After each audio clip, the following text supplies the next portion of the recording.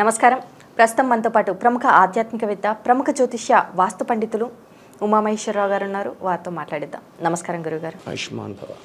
గురుగారు, ఏప్రిల్ నెలలో మరి ధనుస్సు రాశి వారికి ఎలా ఉండబోతుందో తెలియజేయండి. శ్రీ క్రోధినామ సంవత్సరంలో ధనస్సు రాశి వారి యొక్క ఫలితములు శుభ ఫలితములు ఎక్కువగా ఉన్నాయి. వీరికి ఆదాయం 11, వ్యయం వచ్చి 5, రాజపూజ్యం వచ్చి 7, అవమానం వచ్చి 2. ఇటువంటి పరిస్థితుల్లో ఉంది.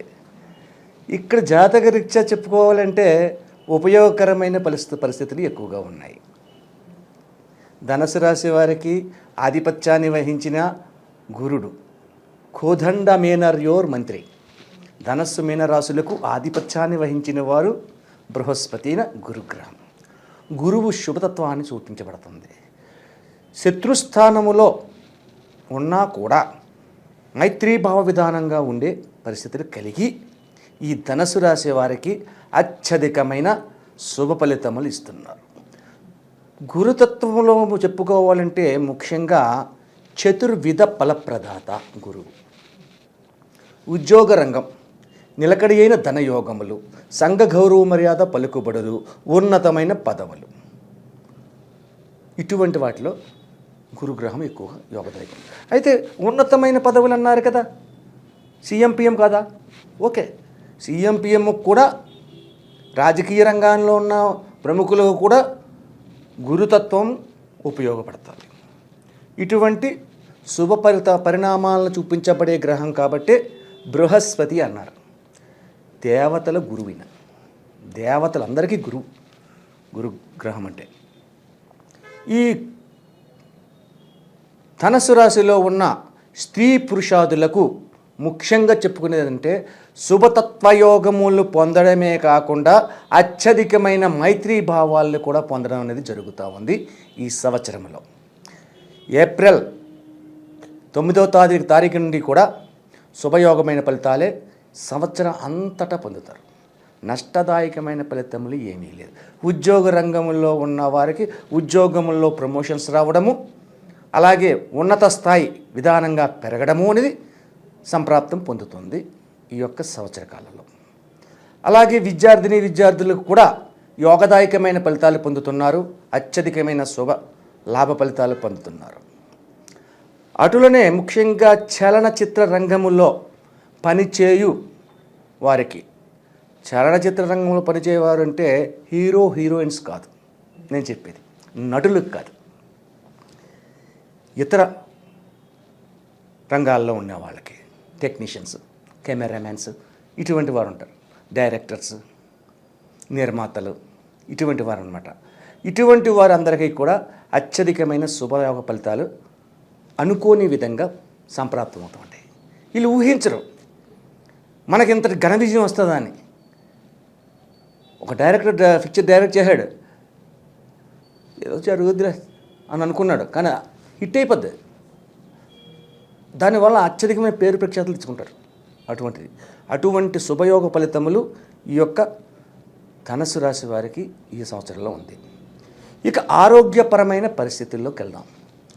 అంటే ఈ యొక్క ధనుసు రాశి వారికి అనారోగ్యం ఏమైనా ఉందాయా అంటే ఈ సంవత్సర కాలంలో ఏ విధమైన అనారోగ్యాన్ని పొందడానికి అవకాశం లేదు. చిన్న చిటక ఏదో వస్తాయి పోతాయి, అంతేగాని ప్రమాదకరమైన స్థితిలో ఏదైనా ఉన్నదా అనే పరిస్థితి అయితే ఎక్కడా లేదు. అన్నింట శుభయోగాన్ని శుభతత్వాన్ని పొందుతున్నారు. ముఖ్యముగా ఈ రాశి నందు ఉన్న స్త్రీల గురించి మనం చెప్పుకోవాలి. ఈ రాశి స్త్రీలని ఈ యొక్క శ్రీరామనవమి వెళ్ళిన తరువాత ఏదైనా ఒక స్థలము కానీ పొలము కానీ వారి పేరు మీద కొంటే ఆ గృహంలోని ఎప్పుడైతే స్త్రీల పేరు మీద అది పెట్టారో మరలొచ్చే సంవత్సరానికి అది డబల్ త్రిబుల్ అవ్వచ్చు. అంటే ఇంకోటి కొనొచ్చు, ఇంకో 2 కొనొచ్చు అనే పరిస్థితి కలుగుతూ ఉంటుంది. అంతటి శుభదాయకమైన పరిస్థితులు ఈ రాశి యందు ఉన్న స్త్రీలకు ఉంది. అయితే గురుతత్వ విధానంలోని యోగక్షేత్రమైన క్షేత్రంగా చెప్పబడుతుంది.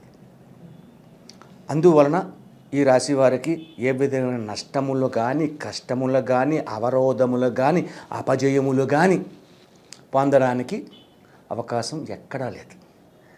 ఆ అవకాశం ఉంటే ముందే మనం చెప్పుకుంటాం. అంటే శుభ ఫలితమైన యోగములు అన్ని రంగముల వారికి యోగదాయకులు. మరి కోర్టు సమస్యల నుంచి బయటపడే అవకాశం ఉంది అంటారా? కోర్టు సమస్యలు అంటే ఇక్కడ ఒక విషయం గమనించాలమ్మా. నువ్వు అడిగిన క్వశ్చన్ కరెక్టే కాదంటున్నాం. కానీ ఏంటంటే ఏ నెల? ఏప్రిల్ నెల. ఏప్రిల్ నెల అంటే రాజకీయ రంగంగా వ్యవహారం చేసుకోవాలి. ఇక్కడ రాజకీయ తత్వంగా వ్యవహారం చేసుకోవాలంటే రాజకీయంలో తెలుగు రాష్ట్రాల్లో 2 రాష్ట్రాల్లోని రాజకీయంగా ఇంకా స్థిరతత్వం రాలేదు. కోర్టు వ్యవహారములన్నీ కూడా ఇప్పటి ప్రస్తుత కాలంలో కోర్టులో ఉన్న వ్యవహారాలు ఏమున్నాయి? ఎవరై ఉన్నాయి? సామాన్యుల కంటే రాజకీయ నాయకులు ఎక్కువ ఉన్నాయి. తగవులు కాబట్టి ఇవన్నీ కూడా పోస్ట్ పోన్ అవ్వాలంటే ఏ నెల రావాలంటే ఆగస్టు నెల రావాలి. అప్పుడు ఉన్నతమైన స్థితిలో ఉంటుంది. అలాగే ఇక్కడ ఇంకొక అనుమానం వస్తుంది, రాజకీయ నాయకులు ఏ రకంగా ఉందండి ధనుసు రాశి వారికి అని అంటారు. రాజకీయ నాయకులకు కూడా ఇంకా ఏ రాష్ట్రంలోనూ కూడా ఈ మంత్రులను ఇంకా ఎవరిని ఏం జరగలేదు. ఆంధ్ర రాష్ట్రాన్ని తీసుకుంటే ఎలక్షన్ జరిగిందంతే, ఇంకా సెట్ కాలేదు. అటువంటి విధంగా ఉంటుంది. కాబట్టి ఈ నెలయందు ఈ కోర్టు వ్యవహారాలు కానీ, ఈ రాజకీయ విధానాలు కానీ ఆలోచించాల్సిన పని ఉండదు. అంటే విజయాన్ని పొందుతారా, అపజయాన్ని పొందుతారు కదా, వాయిదాలు పడుతుంది కోర్టు వ్యవహారాలు. నెక్స్ట్ మరి వివాహ ప్రయత్నాలు చేసేవారు ఎలా ఉండబోతుంది? వివాహ ప్రయత్నాలు అంటే ఏప్రిల్ నెలలోని దాటిన తర్వాత మూడాములు వస్తున్నాయి. ముహూర్తాలే లేవు. ముహూర్తాలు లేనప్పుడు వివాహాలు చేస్తుంటే, వివాహాలంటే ఎవరు చేయాలి? ఇప్పుడు ముస్లిమ్స్ చేయాలి, వాళ్ళకి ముహూర్తకాలంతో పని లేదు. క్రిస్టియన్స్ చేయాలి, వీరికి ముహూర్తకాలంలో పని లేదు. ఆ చర్చిలోకి వెళ్తారు, గ్రామం మార్చుకుంటారు, అది ఉంటుంది. హిందూ మతంలో ఉన్న వారికి వివాహానికి పరిపూర్ణమైన బ్రహ్మీ ముహూర్తాలు కావాలి. కాబట్టి ఆ ముహూర్తకాలం గురించి ఆలోచన అప్పుడే కాదు, శ్రీరామనవమి వెళ్ళిన తర్వాత ఆలోచించాలి. శ్రీరామనవమి ముందు హిందూ మతంలో ఏ ఒక్కరూ వివాహం చేసుకోరు. శ్రీరామనవమి ముందు రాముడు పెళ్ళి కాకుండా మనం చేసుకోవడం ఏంటి అనే భావం వస్తుంది. కాబట్టి నవమి వెళ్ళాలి. నవమి వెళ్ళిన తర్వాత కొన్ని 4-5 ముహూర్తాలు ఉన్నాయి. ఆ తర్వాత మళ్ళా గురుమూఢం వస్తుంది. గురుమూఢం వస్తే పెళ్ళి లేదు. ఆ తర్వాత శుక్రమూఢం వస్తుంది, అది వెళ్ళేదాకా మళ్ళీ పెళ్ళి లేదు. అంటే ఎంతవరకు లేవు? చాలా దూరం అయిపోయింది, విజయదశమి దాటిపోయింది, అంతవరకు రావాలి. అందుకని వివాహాల గురించి కూడా ప్రస్తావన మనం తెచ్చుకోగలదు అప్పుడే. మరి అలాగే ఈ రాశి వారు చేయవలసిన పరిహారాలు ఏంటంటారు? ఈ రాశి వారికి ఇంకను అత్యంత శోభాయమానంగా అత్యధికమైన లాభాలను ఇంకా పొందాలి అనే ఉద్దేశం ఉంటే మీ గృహమునందు రమా సత్యనారాయణ స్వామి వ్రతాన్ని ఆచరించండి. శ్రీ రమా సత్యనారాయణమూర్తి వ్రతానికి ఆచరించడానికి తిథివార నక్షత్ర యోగ ఫలితములు కానీ, వారముల గురించి కానీ, తిథుల గురించి కానీ ఏది కలిదు. సత్యనారాయణమూర్తి వ్రతం చేసినప్పుడు మన యొక్క బంధువులు, మిత్రులు కొంతమంది ఉంటారు. వారిని అందరినీ ఆహ్వానిస్తాం. వారి అందరినీ ఆహ్వానించినప్పుడు అందులోని పులిహోర చేస్తారు, ప్రసాదం ఉంటుంది. ముఖ్యంగా శివతత్వ విధానంగా భోజనాలు ఏర్పాటు చేయండి.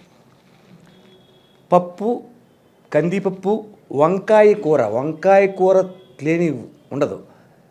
దప్పడం అంటే మర్చిపోయారు, సాంబార్ పెట్టండి, అందులో చిన్న కూర గుమ్మడికాయ ముక్కేయండి, వడియం అవి ఉండాలి. ఆ తర్వాత కూరలు ఏమనుకుంటారో మీరు మీ ఇష్టం. ఎటువంటి పప్పు, దప్పడం, వంకాయ, వడియం అని చెప్పేసి ఒక విధానం శివ కళ్యాణంలో ఉంటుంది. శివతత్వంలోని విష్ణుతత్వంలో కలపాలన. సత్యనారాయణమూర్తి వ్రతాన్ని చేసి భార్యాభర్తలు ఇరువురు కూడా అందులో ఒక 5 కథలు చెప్తారు పంతులు గారు. 5 కథలను శ్రద్ధగా వినండి. శ్రద్ధగా విని యోగతత్వమైన పరిస్థితులు పొందండి.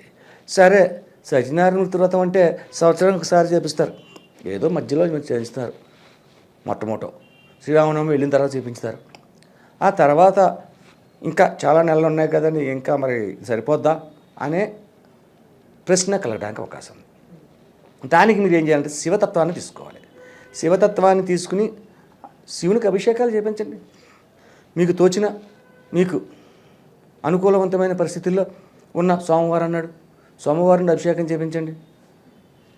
అలాగే శివ పురాణాన్ని వినండి, శివతత్వం లలితా సహస్రనామాన్ని వినండి.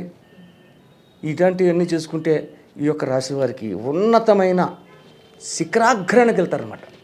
అటువంటి ఫలితాలు ఈ యొక్క రాశి వారికి ఈ సంవత్సర కాలంలో ఉన్నది. ముందుగానే మనం అనుకున్నాం, ఆదాయం 11, వ్యయం 5, రాజపూజ్యం 7, అవమానం 5.